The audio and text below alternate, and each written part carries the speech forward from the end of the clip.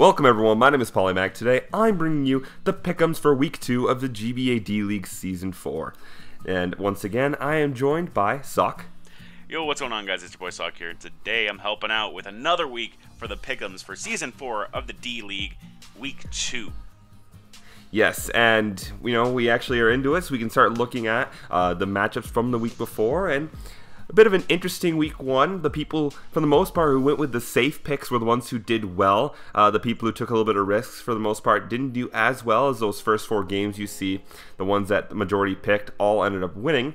However, there was that game that was fairly even between Leo and Danza that, was even 4v4 and ended up being Leo who took that one. And then the one that no one expected, Melantosh beating Gregulator. Huge game right there.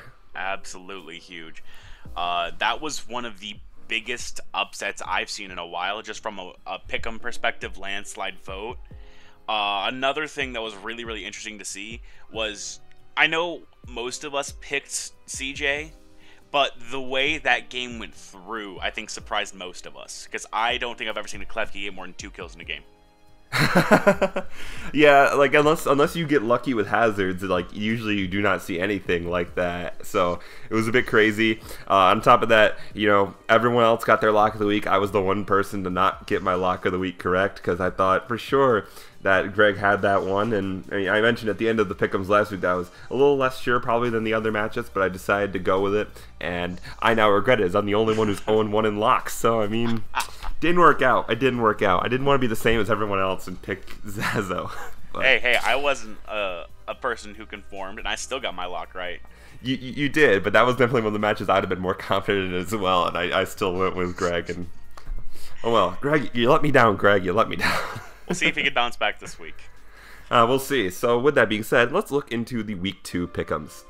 Now, we have the first matchup here. We have the Texas Pokemon Rangers and the Baltimore Orioles. We have Randy versus CJ, and this is another matchup that, a lot of people going to one person, just the one vote, and that is you actually picking CJ. Everyone else going for Randy here.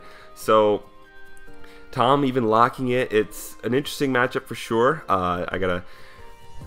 Looking at the matchup, we see a very interesting one. Both team players have a couple mons that can really do well for them. I look at the Rabombi on Randy's end that could do a lot of work. The only really good check he has to Rabombi would be Klefki, or in fact maybe an AV Drapion. Those are the only things that could really check it super well. If it gets up a Quiver Dance, CJ could be in a lot of trouble. Celesteela as well could be a big problem. Darmanitan can't really switch in extremely well to a Celesteela. It can offensively check it, obviously, but that'll be one of the mons that CJ could use very well as long as he can keep hazards out the field. Outside of the Jellicent and Uxie, not a lot of good switch-ins on Randy's end. Again, I went with Randy, but this is one that could be a really close game. And that's kind of why I picked CJ. I kind of see his offense putting a little bit more pressure into Randy, kind of putting him into a trap where he's kind of forced to swap in and play right into CJ's hand. Oh, absolutely. It'll be a close matchup. There's, like a lot of people went with Randy, but I think it's very safe to say that this will be a very good matchup this week and a very fun match to watch. In fact, that's even what the fan Discord picked. Speaking of the fan Discord, you guys decided this week you guys are going to pick Randy and the Texas Pokemon Rangers. You guys also picked Turbo and the Phoenix Midnights. You guys picked Aaron2420 and the Calgary Infernus. You guys picked Danza and the Los Angeles Nido Kings.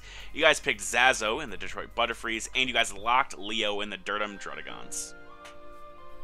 Yes. A lot of people going and locking Leo as well, but we'll get to that later on. Let's move on to our next matchup. Alright, so for the next matchup here, we have the Phoenix Midnights, coached by the only coach that gets copy striked, versus the Toronto Leaf Storms, coached by Envy's Nightmare Pokemon, Turbo versus OP Jellicent.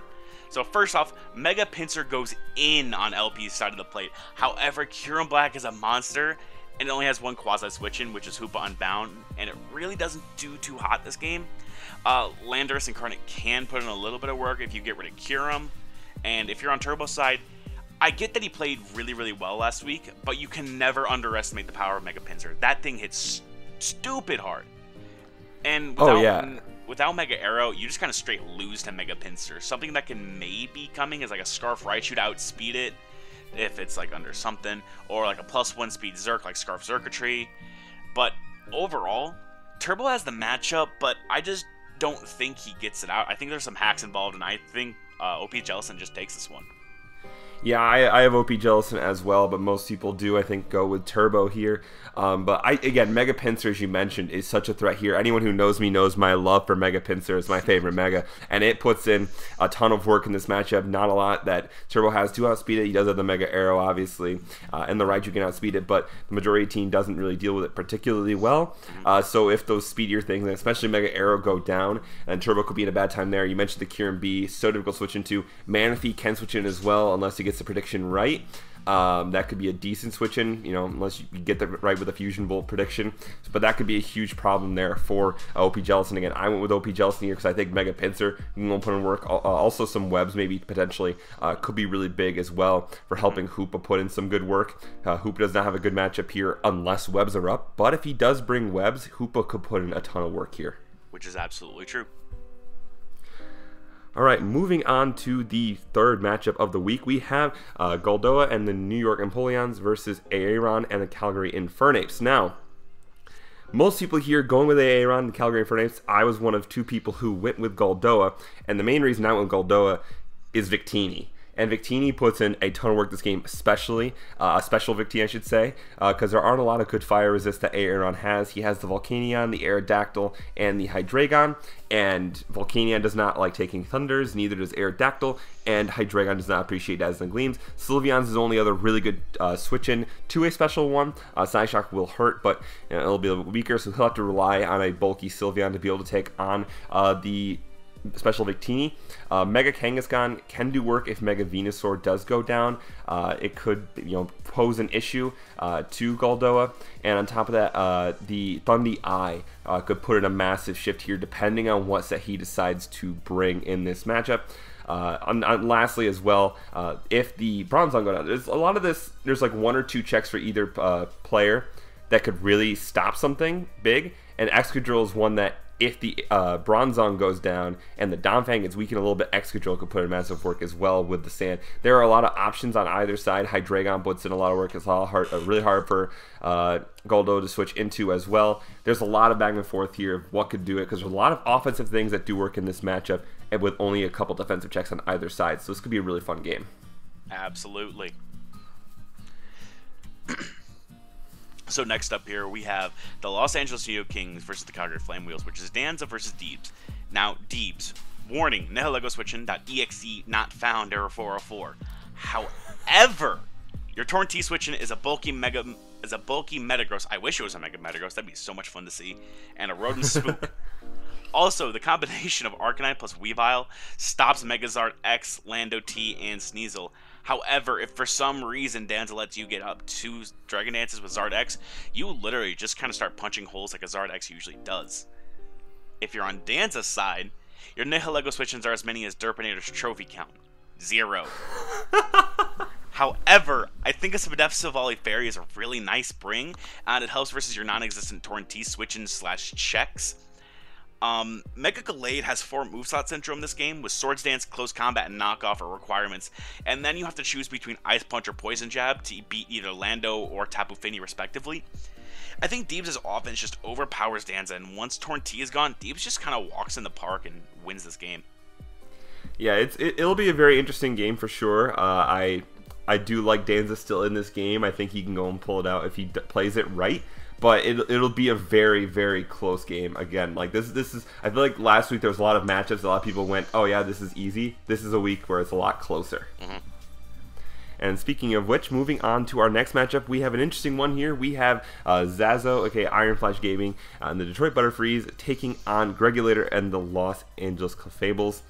Now, this one, again, there's some offensive mons putting a lot of work here. Greninja does not get switched in too well for Zazo. That does not have great reliable switch-ins to that Greninja, so a Specs Greninja could be big. Obviously, the Blissey could switch in quite well, but Greg does have some things that take advantage of the Blissey. For Zazo, if the proper things get worn down or taken out, Garchomp can put in a ton of work here. SD Garchomp with the Z-Dragon move to be able to hit that Gliscor could put in a lot of work. But the biggest win condition I feel for Zazo is the Zapdos. I don't really see the great ways that Greg could have to break Zapdos, a lot of his things that can actually hit it with super effective coverage aren't the strongest things in the world. Things like the Greninja doesn't have the highest special attack stat, so Ice Beam doesn't do a ton to it, and then it just will die. And that's the thing, the only mon that really can do mass amounts of damage with stab to the Zapdos is the Lycanroc Knight. So we'll see how well Greg can break down that Zapdos. That could put in a lot of work there. But we'll see as well how Zazo can check the Greninja. This will be a very interesting matchup. And I actually have locked Greg on this week because Zapdos, if it's run offensively, can absolutely decimate Greg's team. Yes, however, he has to choose one of 3 hidden powers. HP Grass for Seismitoad, HP Ice for Gliscor, or HP Fire for Mega Scizor. All 3 which can be very, very nice Spadef checks and soft checks to Zapdos, and can really wear it down with Toxic, Stone Edge, coverage moves, whatever would like to run. That's my biggest gripe with Zapdos being offensive this game. And like you said, Greninja just absolutely goes in on Zazo. Once Slowbro, Talonflame, and Heracross kind of get whittled down, and if Blissey's not even there, Greninja can just start clicking buttons and just win this matchup just straight on. Oh, for sure it could. Although Zapdos does get Heat Wave, so it can go and run that Heat Wave for the Mega Scizor rather than having to run a hidden power for it. But I do see potentially a electric move, Heat Wave, Toxic Roost set, even just being difficult for Greg to break. This will be a very interesting matchup. You were the only one to even pick Greg, and you did lock him. Also, a very important note, as Bird wanted us to be able to do, not forget, he locked Zazo and says it's 2018, and Zazo is still the best Hive player of all time. So into our last matchup of the week, we have the Exeter Chief Electivires versus the Durham Druddigons, aka Melantosh, versus Leo, aka 6-foot Trash. On Leo's side, Crescent Serena are your only pure checks to Zygarde, because Alomomola is setup fodder for Subdragon and Zygarde. However, Melantosh's 1000 Arrow switching is a Fizz Def Mew and a Spiritomb, and that's about it. Now, if you're on Melantosh's side, Zygarde 50 doesn't even need to hit all 1000 arrows. He just needs to hit about half. So can we make it 500 arrows and use half a PP move? It does put in a ton of work for sure, that Zygarde 50. So I locked this one in favor of Leo, actually, though. And Magearna puts in a ton of work this game. A Shift Gear Magearna. If, what was it that went down? It was, if Snorlax goes down, Shift Gear Magearna can put a ton of work in here, as it usually does. It is Magearna is absolutely terrifying. Infernape could put in a good amount of work as well, depending on the set he decides to go with. A banded one could actually be a little bit difficult for Melon to switch into, that combination of close combat and Flare Blitz, especially if the sun is up from Mega Charizard Y, if Melon decides to bring it. Banded Infernape could be an absolute monster this game as well, which is why I decided to lock Leo. Yep, and one other thing just to point out on Melantosh's side is Gengar puts in a metric butt ton of work if you can find out who Zoroark is, if it even comes. Because Gengar can help check Crescent Serena and just open up the door for Zygarde just to start clicking 500 arrows, not even 1,000 of them. Oh, for sure. That's why I have Melon pick, because his matchup's just absolutely fantastic. And with the way he played last week, I can really see him taking this matchup really easily. Oh, I could definitely see him taking it as well. He played really well last week. It surprised a lot of people, so we'll see if he can shock everyone again, or everyone but you, as you were the person with the odd man out. See if he can shock everyone again and pull off an upset over the reigning champion. I would love to see that. All right, and those are the picks. Looking at it, Sawk, a bit of an interesting week. You really doubled down here and went with risky picks this week. This could either pay off for you or really blow up in your face. Yeah, it's either going to really pay dividends and I'm going to look like an absolute god like when I locked Coach Z last season, or it could blow up in my face. Yeah, for sure. And with me, a few of these players I don't know as well. Some of them I do know a bit better, and I'm learning as I get to watch these players play every week. I'll get to learn more about them and get to learn what strengths they have. I tried to base it my picks this week based off matchups, and I did see some interesting ones. And I especially that Goldoa pick. I really want to see Goldoa do well. He's kind of an unknown, and we'll see if he can go and pick up the victory this week. Hashtag believe in Greg. Hashtag oh gosh in the comments. Yes, put hashtag oh gosh in the comments if you want to see Greg pull off the victory over Zazo. But with that being said, also in the comments, leave what you think what your picks are for the week. If you did not match up with the fan Discord, put your picks. Maybe if you put picks in the comments last week, put what your record is down below as well. And with that, if you guys want to be a part of the fan Discord picks like every week, be sure to join the fan Discord in the link down below. You can click on whichever team you think is going to win that week and click the color coordinated lock button if you want to make that your lock of the week.